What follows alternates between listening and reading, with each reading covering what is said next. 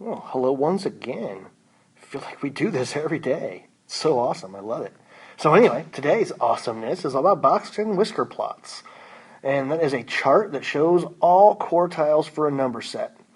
So we actually have a list of things that we use in a Box-and-Whisker plot, and we call it the 5-number summary. The first part is the minimum, or the lowest number in your list. That's not something we talked about the other day, but it's obviously pretty easy to find. And then we have quartile 1, the median, or quartile 2, and then quartile 3. That was what yesterday's lesson was all about. And then we also have the maximum number, or the highest number in the list, and again, that's really easy to find. So once we find those 5 numbers, we're going to put that information onto a little number line. And here's an example of what that number line looks like. We have our minimum number on the far left and our maximum number on the far right, and then our quartiles in the middle.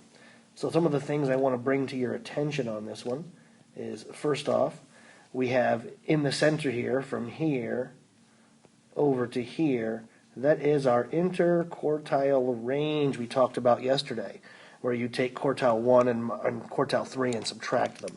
So that middle 50%. And again, notice that each group, each section is 25%. No matter how stretched out or how small the pieces are, for example, you could get a box and whisker plot that looked like this. It doesn't have to be equal sized sections. So the pieces don't have to be equal size. But what they do have to have is 25% of the information.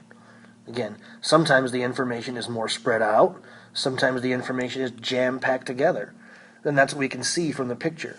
We have a smaller region like this one. It means there's lots of numbers jammed into a short gap. Like we have a whole bunch of 10s and a whole bunch of 11s. If we have a long stretched out section like this, it means the numbers are more spread out. Maybe we have a 15 and then a 20 and then a 27, where the numbers are, again, more stretched out and farther apart from each other. But if they're jam-packed, it looks small, like this little section over here. There must be a lot of numbers jammed into that little small area on the number line, meaning, again, we have a lot of repeats, or a lot of numbers really close together. All right, so let's look at an example. Okay. So the first thing we have to have is a ordered set, and that set's already put in order for us.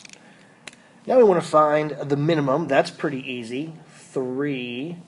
And the maximum should also be pretty easy. That's 15. All right. So we can go ahead and put those dots on a number line. We have a dot down here at 3. That's our minimum. And we'll have a dot over here at 15. Whoa, what happened there? That was weird. I swear I was putting a dot in. All right. Now let's find the harder pieces. The median would be the next thing I would find, because it's you got to find the median before you can find quartile 1 or quartile 3. So I'm going to count how many there are. There's 1, 2, 3, 4, 5, 6, 7, 8, 9, 10, 11 numbers. So if I do 11 plus 1 and then divide by 2, that'd be 6. So the 6th number is the median. 1, 2, 3, 4, 5, 6. There's the median, the 6th number. Again, or you could just count inward from the ends, and it's not the 3, it's not the 15. Not these two, not these two, not these two, not these two, but oh, there it is, that's the one in the middle. So again, you can physically do it based on what's in the middle, or you can use that little trick where you count up all the numbers, how many are there, add 1, and then divide by 2, and it tells you which number is the median. All right, next, let's find quartile 1. Remember, quartile 1 is the middle of the first half of numbers, not counting the median. And there's only 5 numbers on that list. If I wanted that little trick, I would do 5 plus 1 divided by 2. That's 6 divided by 2. That's 3. Third number right there. There's my quartile 1. But that one was pretty easy to see visually. And then quartile 3 is the middle of the back half of numbers, excluding the median. Again, notice I'm not counting that one circled 8. I'm just counting the numbers outside of that. And there's my median there. That would be the 11.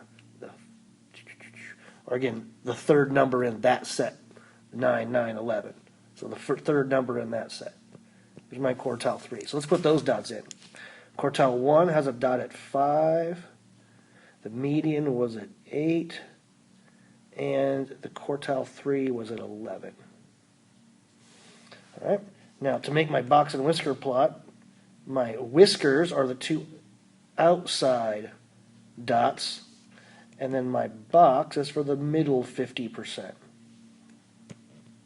Line at the median.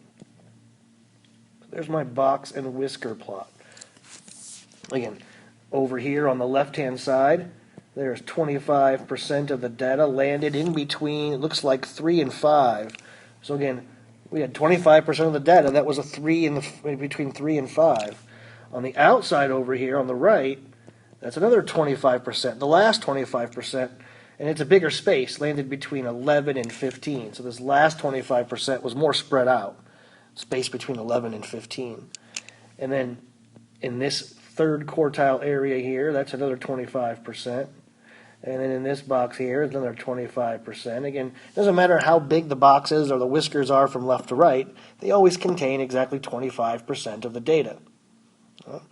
Okay, hope that this makes sense. Your work today isn't about creating these, it's more about answering some questions about already drawn ones. Because, again, kind of a pain in the butt to draw these on a computer. So your work today, they're already drawn, and you'll be answering some questions based on a already drawn box and whisker plot. All right, good luck.